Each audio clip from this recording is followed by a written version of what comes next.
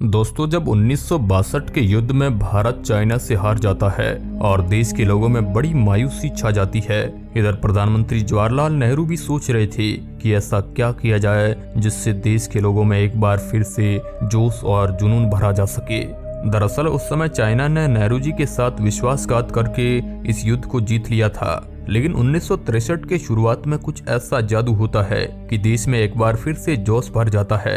देशवासी हार के गम को भूलने लगते हैं। देश के इसी जोश और जज्बे के कारण ही कुछ समय बाद 1965 में भारतीय सेना पाकिस्तान को हराती हुई लाहौर तक पहुंच जाती है। तो दोस्तों, जानते हैं ऐसा वो कौन सा जादू था जिसने लोगों में जान फूंक दी थी, साथ ही प्रत्येक भारतीय के मन में देशभक्ति की भावना भर दी थी। नमस्कार दोस्तों, आप royal TV India YouTube channel देख रहे हैं। जानकारी के लिए इस वीडियो को पूरा जरूर देखिएगा। दिन था 27 जनवरी 1963 का। जगह थी दिल्ली का नेशनल स्टेडियम। मंच पर विराजमान लोगों में जवाहरलाल नेहरू, डॉक्टर राधाकृष्ण, इंदिरा गांधी, जिसके साथ ही कई लोग मौजूद थे। तभी स्टेज पर लता मंगेशकर आ जाती है और अपना देशभक्ति गाना गाना शुरू करते हैं, जिसके बोल थे,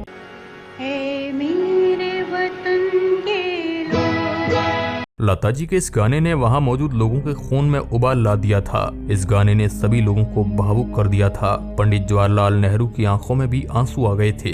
जब लता मंगेशकर इस गाने को समाप्त करती है तो स्टेडियम तालियों से गूंज उठता है। पंडित नेहरू लता मंगेशकर को अपने पास बुलाकर कहते हैं कि तुम्हारे गाने ने तो मुझे रुला दिया, और वे लता जी को गले लगा लेते हैं। दरअसल दोस्तों, भारत चाइना युद्ध के बाद हार के गम से लोगों को निराश देखकर कवि प्रदीप के मन में आता है कि वह एक ऐसा गाना लिखे जिससे युद्ध में शहीद सैनिकों को श्रद्धांजलि दी जा सके। इतना ही नहीं, कवि प्रदीप देशवासियों के मन में नया जोश भरना चाहते थे। कहा जाता है कि एक दिन जब कवि प्रदीप मुंबई में टहल रहे थे, तभी उनके मन में कुछ पंक्तियां आती है जिनको वे गाने में ढाल लेते हैं। जिसके बाद जनवरी 1963 के गणतंत्र समारोह में लता जी से इस गाने को गवाया जाता है। लता जी, जिनको भारत की स्वर कोकिला कहा जाता है, और ये गाना बड़े सुरीले ढंग से गाया गया, तभी से ये गाना भारत की शान बना हुआ है। तो दोस्तों, आज लता जी हमारे बीच तो नहीं रहे। पिछले कुछ दिनों से उनका इलाज चल रहा था, मगर 6 फरवरी 2022 को रविवार के दिन सुबह 8:15 पर मुंबई के ब्रिज कैंडी हॉस्पिटल में उनकी मौत हो जाती है। भारत की महान गायिका लता मंगेशकर का जन्म 28 सितंबर 1929 को मध्य प्रदेश के इंदौर शहर में हुआ था।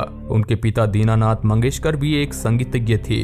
लता ने 5 वर्ष की उम्र से ही संगीत सीखना शुरू कर दिया था, मगर जब वह 13 साल की होती है तब 1942 में उनके पिता का निधन हो जाता है, जिसके बाद पूरे परिवार का भार उन पर आ जाता है। जिसके बाद सिंगिंग को उन्होंने अपना करियर बना लिया था। लता जी ने 30 से भी अधिक भाषाओं में 30,000 से भी अधिक गाने गाए। इस वजह से 1974 में उनका नाम वर्ल्ड बुक ऑफ गिनीज में सबसे ज्यादा गाने गाए जाने में नाम दर्ज किया गया। साल 2001 में उन्हें भारत के सर्वोच्च नागरिक सम्मान भारत रत्न से सम्मानित किया गया। आज वे भले ही हमारे बीच नहीं है, मगर उनके गीत हमेशा हमारे बीच रहेंगे। दोस्तों, ये भी कहा जाता है कि लता जी की मधुर कंठ का राज जानने के लिए अमेरिका तक ने भी रिसर्च किया था और उनकी मौत के बाद उनके कंठ की मांग रखी थी। लता जी की बेहतरीन गायकी की चर्चा न केवल भारत में बल्कि पूरी दुनिया के तमाम देशों में होती है। दोस्तों, लता जी ने शादी नहीं की थी। दरअसल उनकी शादी न करने के पीछे कई वजह थी। उनके पिता की मौत के बाद सारे परिवार का भार उन पर ही आ पड़ा था, इसलिए उन्होंने अपनी शादी के बारे में सोचा भी नहीं। घर में सबसे बड़ी होने के नाते परिवार की जिम्मेदारी उन पर ही थी। चाहे जो कुछ भी हो दोस्तों, लता जी ने देश का नाम ऊंचा किया था। उन्होंने अपने 92 वर्ष के जीवन में देश को बुलंदियों तक पहुंचाया है। दुनिया में दूसरा कोई नहीं है जिसने इतने गाने गाए हो। रॉयल टीवी इंडिया सुर कोकिला लता मंगेशकर को श्रद्धांजलि देती है। दोस्तों, आप लता जी के बारे में क्या सोचते हैं, कमेंट बॉक्स में हमें जरूर बताएं, और इस तरह की नॉलेजेबल वीडियो के लिए चैनल को सब्सक्राइब कर सकते हैं। धन्यवाद। जय हिंद, वंदे मातरम।